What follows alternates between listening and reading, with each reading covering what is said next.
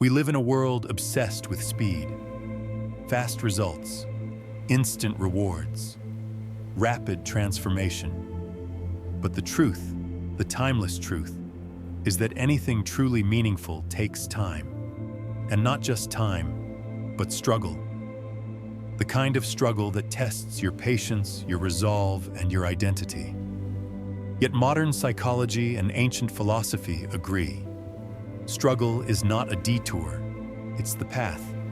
Patience isn't passivity, it's discipline stretched across time. Those who rise, truly rise, aren't just motivated.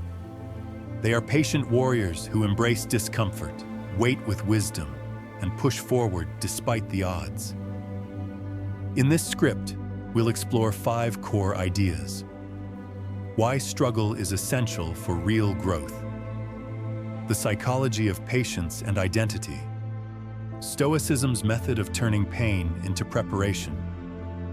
Nietzsche's radical embrace of suffering and power.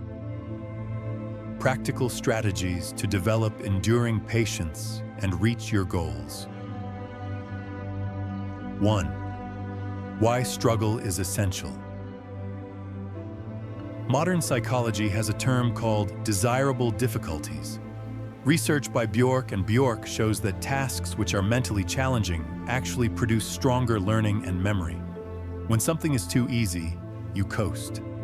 When something challenges you, you adapt, retain, grow. In another study on early career scientists, those who experienced near misses, just missing a major grant, were significantly more successful over the next decade than those who won early. Why? Because the struggle forced them to reassess, improve, and grow with resilience. Nietzsche, in The Will to Power, wrote, "I assess the strength of a spirit by how much truth it can take." He believed that pain, chaos, and resistance were not to be avoided, but transformed. He called it becoming. And only through struggle could one become more than ordinary. Stoic philosophers, like Seneca, used voluntary hardship. They slept on the ground, wore basic clothes, or fasted, not because it was fun, but to condition their mind against the fear of losing comfort. Struggle does not mean suffering blindly. It means stretching your limits with awareness.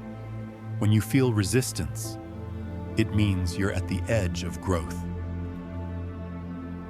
2. The psychology of patience. Patience isn't passive waiting, it's active engagement with time. Modern psychologists view patience as a self-regulatory strength. Dr. Sarah Schnittger developed the 3-factor patience scale, showing that patience falls into 3 categories: daily hassles, traffic, delays. Interpersonal patience, dealing with difficult people. Life hardship, waiting years for dreams. Her research found that people with high levels of patience reported greater life satisfaction, better mental health, and stronger relationships. Another study by Schnittger and Emmons found that purpose mediates the relationship between patience and happiness. In other words, the more meaningful your goal, the more willing you are to wait. Nietzsche echoed this in Human, All Too Human. In the end, we are always rewarded for our goodwill, our patience, fair-mindedness, and gentleness with what is strange. Patience, for him, wasn't about deferring life. It was about sculpting it, slowly, with dignity. And let's not forget the marshmallow test. Children who could delay gratification for a bigger reward later ended up with higher SAT scores, better health, and better life outcomes decades later. So patience isn't a trait, it's a mental muscle, and the more you train it, the farther you'll go. 3. Stoicism, turning struggle into virtue. Stoic training wasn't about avoiding adversity, it was about preparing for it. premeditatio malorum. This means premeditation of evils. Seneca recommended visualizing things going wrong before they happen. Not to be pessimistic, but to be prepared. Today, psychologists would call this cognitive rehearsal, mentally walking through potential failure to reduce its impact. Daily reflection. Marcus Aurelius, in Meditations, journaled his daily observations. When you arise in the morning, think of what a precious privilege it is to be alive. This helped him stay anchored in virtue, not reaction. Voluntary discomfort. Epictetus taught his students to expose themselves to cold, to hunger, to rejection, so they would fear less and endure more. This lines up with stress inoculation training in modern CBT, controlled exposure to discomfort to build tolerance. These methods increase your psychological friction tolerance. While others are worn down by minor setbacks, you're built to handle storms.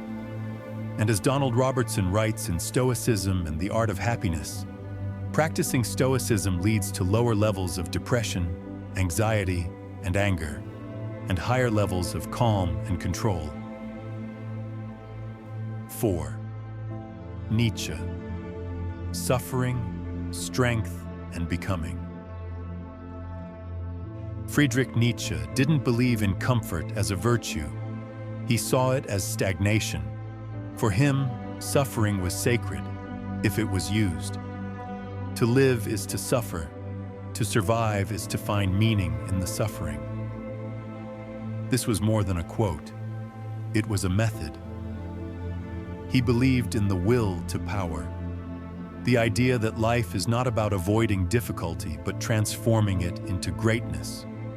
His famous line, "That which does not kill me makes me stronger," isn't about surviving randomly. It's about integrating the pain and reshaping yourself because of it. Nietzsche's amor fati, love of fate, urges us not just to accept our hardships, but to love them. Why? Because they are the raw material of transformation. He also warned, "He who fights with monsters should be careful lest he thereby become a monster. And if you gaze long into an abyss, the abyss also gazes into you, beyond good and evil." This isn't just about resisting external enemies. It's about resisting becoming bitter, reactive, or resentful during your struggle. To embrace the struggle is to remain conscious and composed through it. 5. Practical strategies.